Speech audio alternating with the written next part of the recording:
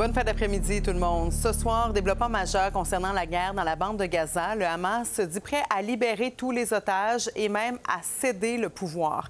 Annonce faite 5 jours après que Donald Trump ait présenté son plan pour la paix. Alors, Sabrina, il faut dire qu'il y avait énormément de pression là, sur le groupe armé. Oui, parce que le président américain avait laissé jusqu'à dimanche 18h au Hamas pour répondre à cette fameuse proposition de paix. Pas plus tard que ce matin, d'ailleurs, sur Truth Social, eh bien, le président américain avait dit que ça allait être l'enfer si le Hamas n'acceptait pas. Des propos, d'ailleurs, qui ont été repris par la porte-parole de la Maison-Blanche cet après-midi.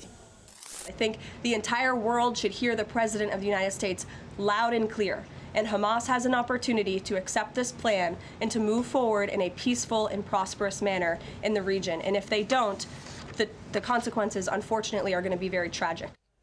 D'ailleurs, la porte-parole de la Maison-Blanche a indiqué que Donald Trump allait réagir dans les prochaines minutes. Pendant qu'on voit à l'écran, ça, c'est ce que le président américain a partagé sur Truth Social. Donc, c'est finalement la réponse du Hamas, cette fameuse lettre qui a été parvenue aux États-Unis. Alors, ce qu'on peut y lire, c'est que pour mettre fin à la guerre menée par Israël dans la bande de Gaza et pour obtenir le retrait complet des forces israéliennes de l'enclave, eh bien, le Hamas accepte de libérer tous les otages, morts ou vivants. On sait, on le voit sur les images, il y a plusieurs Israéliens qui se battaient depuis longtemps pour être en mesure de récupérer, bien sûr, les otages.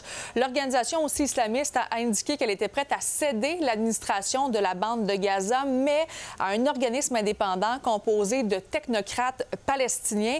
Par contre, dans le plan de Donald Trump, ce qu'on disait, c'est qu'il suggérait qu'au début, ce soit des dirigeants internationaux. Donc là, possiblement que ça pourrait achoper à ce niveau-là. Ce qui est particulier quand même dans la lettre que je vous ai présentée un petit peu plus tôt, c'est que le Hamas a remercié à de nombreuses reprises le président américain et les pays arabes. Pendant que vous voyez, ce sont des images de la conférence de presse de lundi où le président Trump, accompagné du premier ministre israélien Benjamin Netanyahou, ont proposé ces fameuses propositions de ce plan de guerre. Alors, il y a le président également palestinien Mahmoud Abbas qui a confirmé que la Palestine se trouve dans une phase cruciale et décisive et il a réaffirmé son intention d'organiser des élections générales 1 an après un cessez-le-feu. Donc, bien sûr, il y aura des réactions là, tout au courant de la soirée, là, Marie-Claude. Oui, et d'ailleurs, Donald Trump qui pourrait bientôt prendre la parole, on suit ça en parallèle. Toujours aux États-Unis, Sabrina, la paralysie budgétaire se poursuit.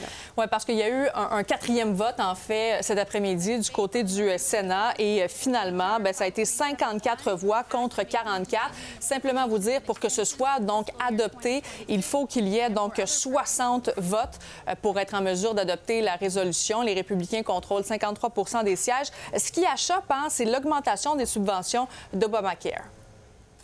They thought they could bludgeon us and threaten us and scare us. It ain't working because my caucus and Democrats are adamant that we must protect the health care of the American people. Alors, Marie-Claude, on va suivre ce qui se passe du côté de Gaza. Bien sûr. Merci, Sabrina.